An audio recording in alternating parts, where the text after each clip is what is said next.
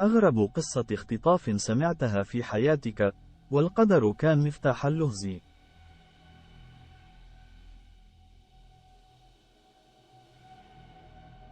الأطباء اندهشوا بشدة من حالة كريستين، ليس بسبب مرض الفتاة الحاد في الكلى لكن لأسباب أخرى.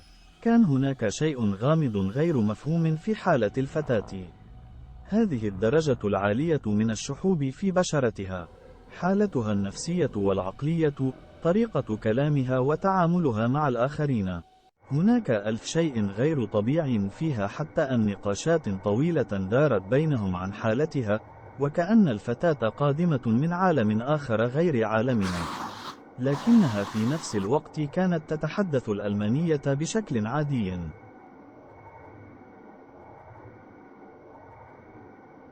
وما جعل الأمر غير عادي على الإطلاق عندما طلبت المستشفى أوراق هوية كريستين. هنا كانت المفاجأة. الفتاة لا تملك أي أوراق على الإطلاق، لا بطاقة شخصية ولا جواز سفر ولا حتى شهادة ميلاد. الشيء الوحيد الذي كان موجود معها هو خطاب كتبته والدتها، تشرح فيه بالتفصيل حالتها المرضية. هنا تجاوز الأمر حدود المنطق، وكان لابد من إبلاغ الشرطة. وبالفعل إدارة المستشفى أبلغت الشرطة.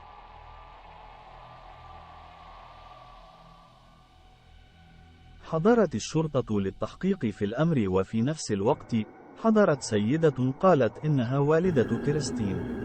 السيدة قدمت نفسها باسم إليزابيث، جاءت للاطمئنان على حالة ابنتها كريستين، لكنها فوجئت بوجود رجال الشرطة. بالطبع كان لابد من معرفة معلومات عن الفتاة المريضة كريستين، ولماذا لا تملك أوراق هوية، وما سر حالتها الغريبة تلك.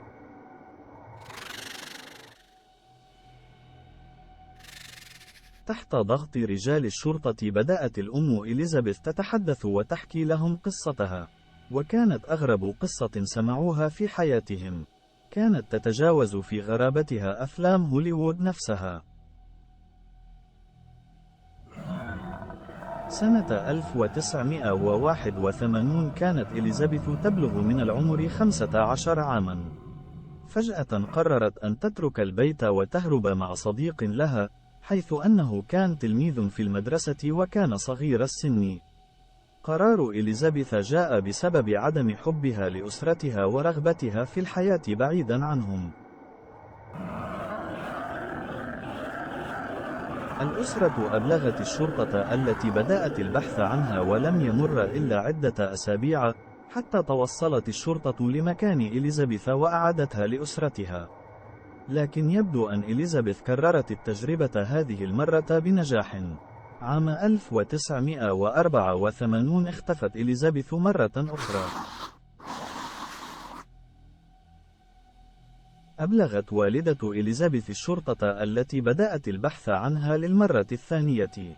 لكن بعد أيام أبلغ والد إليزابيث الشرطة أن ابنته أرسلت له رسالة. أعطى الرجل الرسالة للشرطة، التي ذكرت فيها إليزابيث أنها هربت من البيت مع شخص تعرفه، وانضمت لإحدى تلك الجماعات الدينية السرية الغريبة الموجودة في أوروبا.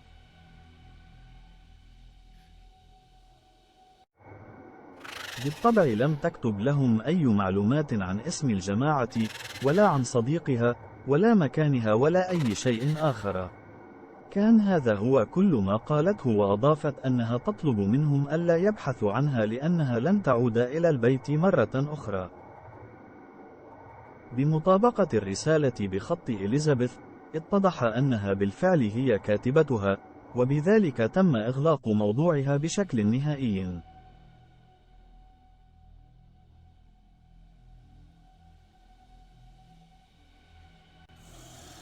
جوزيف فيرتز لم يكن طفلا سعيدا بأي شكل من الأشكال. ولد في عائلة فقيرة في بلدة اسمها أمستيتين في النمسا. تخلى عنهم والده وهو صغير، وقامت والدته بتربيته. كان هو ابنها الوحيد، لكنها لم تحسن معاملته. والدة جوزيف كانت تعمل كخادمة في البيوت، وهذا العمل أكسبها الشعور بالمهانة. فلم يكن أمامها سوى جوزيف لتخرج فيه هذا الشعور وتنتقم منه، ليس بسبب أي تصرف قام به، لأنه وقتها كان طفل صغير، ولكن بسبب كونه الحلقة الأضعف أمامها.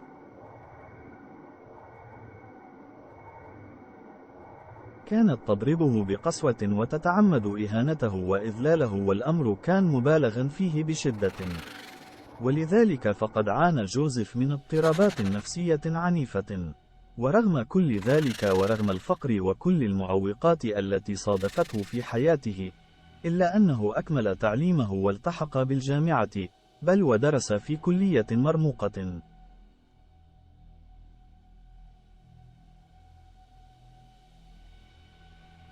درس جوزيف الهندسة الكهربائية، وفور تخرجه وجد بسهولة عملا في شركة خاصة بمجال الإلكترونيات.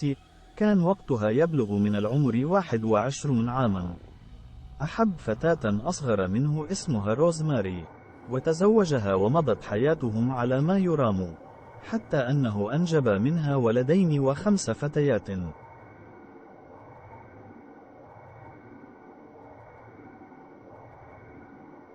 حتى الآن تبدو قصة جوزيف عادية جدا، ولكن القادم هو الهول نفسه. معاملة والدته له طوال حياته زرعت فيه شعور عميق بالمهانة والذل. عندما كبر وتخلص من سيطرة والدته، تولدت داخله مشاعر عنيفة بالرغبة في الانتقام والإذلال. وهذه المشاعر كانت موجهة لأولاده ومن يقع تحت يده.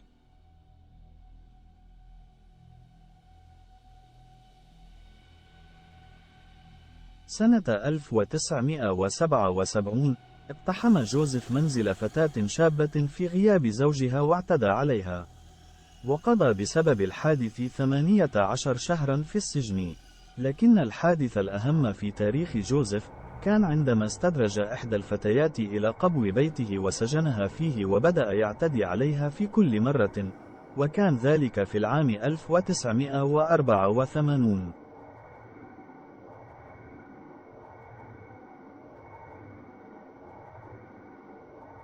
إذن هل عرفتم من هي تلك الفتاة؟ نعم، هي إليزابيث. لكن إليك الهول ذاته. الفتاة هي إليزابيث جوزيف فيرتزل. نعم، كما فهمتم، هي ابنته الكبرى، وكانت تبلغ من العمر وقتها 15 عاما.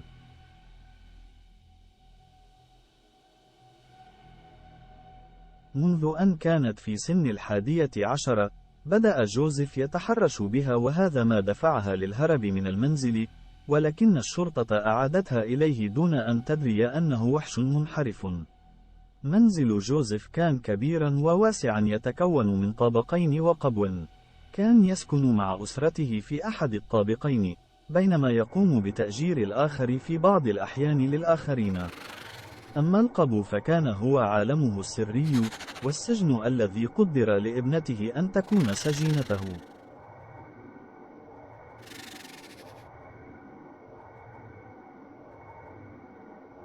أثناء وجود جوزيف في السجن، خطط لإنشاء سجن خاص به في قبو منزله، وهذا ما بدأ بتنفيذه عقب خروجه مباشرة. في جدار القبو أنشأ بابا جعله مخفيا بقدر الإمكان حتى لا يشك أحد، وخلف هذا الباب أنشأ شقا كاملة، غرفة ومطبخ وحمام، وجدران عازلة للصوت وأدوات معيشة. باب القبو نفسه كان باب حديدي إلكتروني مدهون بنفس لون الجدار بالضبط.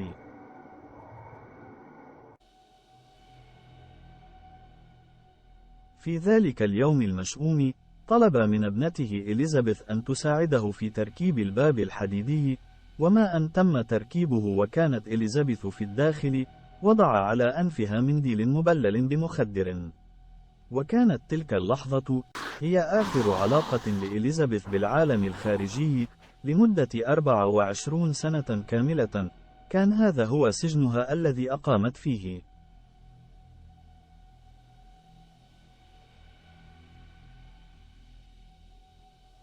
عندما استفافت صرخت بعنف وقوة، ولكن كان جوزيف قد استعد لذلك بجدران عازلة، وأبواب مغلقة بإحكام لا ينفذ منها الصوت.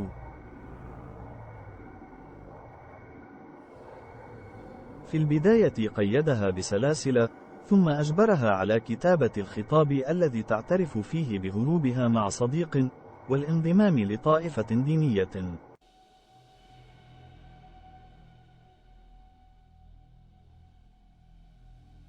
استمر جوزيف في الاعتداء على إليزابيث على مدار سنوات طويلة في السجن أسفل المنزل، وكانت نتيجة هذا الاعتداء إنجاب 7 أطفال. أحد الأطفال مات بعد ولادته، فقام جوزيف بإحراق جثته حتى لا يفتضح أمره.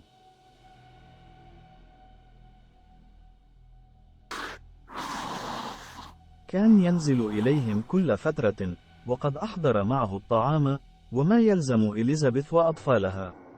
كان يعاملها بطريقة مهينة، ويتعمد إذلالها هي وأطفالها، حتى أنه كان يقوم بالاعتداء عليها أمامهم ويجبرهم على المشاهدة.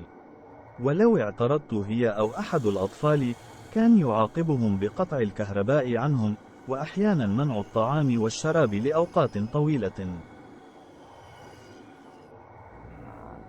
إليزابيث أنجبت 7 أطفال من جوزيف، مات أحدهم، أما جوزيف نفسه فقد أخذ منهم 3 أطفال لتبنيهم رسميا، وأوهم زوجته والسلطات أنه وجدهم على باب المنزل من الخارج.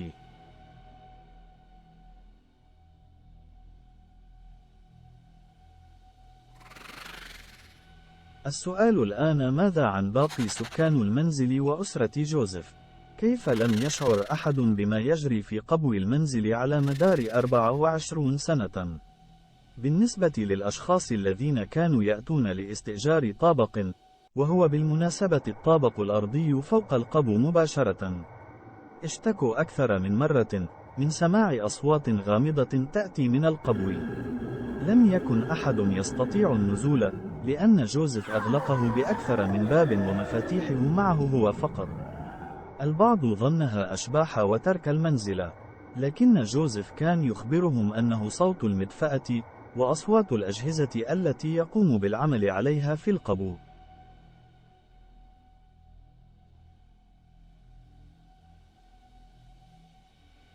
ماذا إذا عن زوجته؟ ألم تنزل إلى القبو طوال 24 سنة؟ أولاً، كان هو يوهمهم بأنه ينزل إلى القبو ويقضي هناك ساعات طويلة في تصميمات مطلوبة منه في مقابل مبالغ كبيرة. ثانياً، عندما كانت زوجته تنزل إلى القبو في فترات قليلة جدا، كان يرافقها في النزول، كما أنها كانت ترى فقط غرفة القبو الرئيسية التي لا يوجد فيها أي شيء، بينما كانت إليزابيث وأبناؤها خلف هذه الأبواب على الناحية الأخرى من القبو.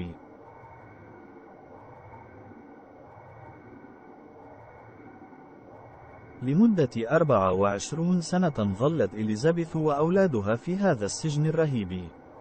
عندما كبر أبناؤها وضاق عليهم القبو، توسلت إليه أن يوسع عليهم المكان. وافق جوزيف، وجعلها هي وأولادها يقومون بالحفر بأيديهم وبآلات بدائية لفترة طويلة.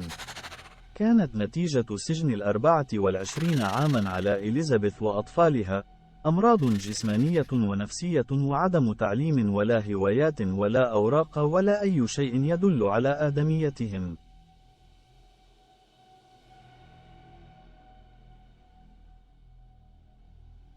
كريستين هي ابنة إليزابيث، وجوزيف هو والدها وجدها في نفس الوقت. عندما مرضت وتدهورت حالتها حملها جوزيف من القبو إلى المستشفى. إليزابيث ظلت ترجوه أن يأخذها إلى هناك لرؤية ابنتها. وافق على ذلك، لكنه حذرها من أي تصرف أو كلام مع أحد.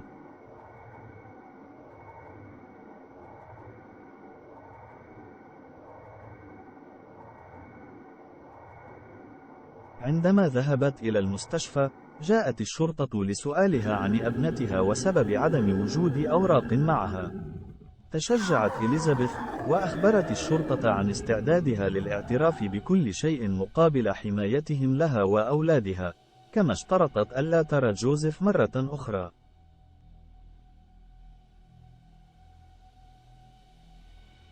اقتحمت الشرطة منزل جوزيف، وأخرجت الأطفال التعساء الذين لم يروا الشمس ولا السماء طوال حياتهم. وكان الذهول من نصيب زوجة جوزيف وأولاده وسكان المنزل.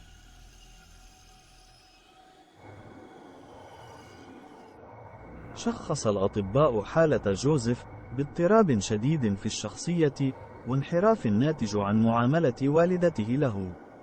أخو إليزابيث الكبير شهد في المحكمة ضد والده بأنه تعرض للضرب الوحشي والإهانة منه هو أيضا.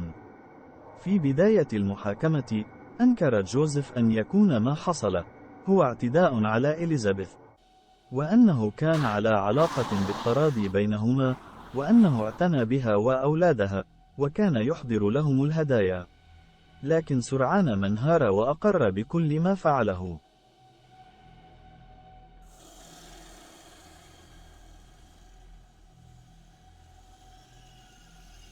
أثناء محاكمة جوزيف، اعترف أن تصرفات والدته هي ما جعلت منه هذا الوحش، ولكنه وللمفارقة رد لها ذلك.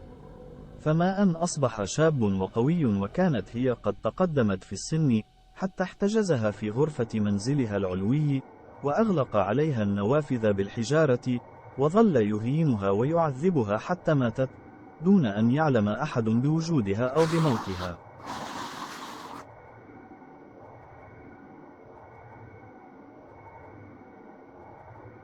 في النهاية تم الحكم عليه بالسجن لمدة 15 عاما، وهو الآن حبيس أحد أقسام المساجين المرضى عقليا في النمسا.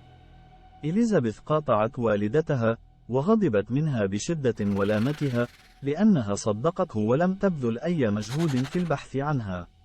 بالنسبة لها هي وأولادها، فقد تم وضعهم في البداية في دار رعاية وإعادة تأهيل، ثم أعطتهم الدولة هويات جديدة، ونقلتهم لمنزل جديد في منطقة أخرى من النمسا حتى لا يتعرف عليهم أحد.